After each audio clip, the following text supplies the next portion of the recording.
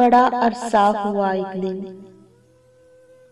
बड़ा अरसा हुआ एक दिन, बताया था मुझे उसने, बनाना कुछ नहीं आता, बनाना कुछ नहीं आता। अगर मैं कुछ बनाती हूँ तो बस चाय बनाती हूँ। मैं चाय की दीवानी हूँ, बहुत अच्छी बनाती हूँ, पियोगे ना? तो मैं इस बात पे मुस्कुराता ही रहता था कि बनाना कुछ नहीं आता,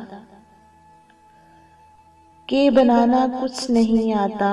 अगर तुम कुछ बनाती हो तो बस चाय बनाती हो। मुझे चाय से उलझन है, नहीं पीता, नहीं पीता। मगर इस बात को बीते ज़माने हो गए कितने, मगर इस बात को बीते ज़माने हो गए कितने।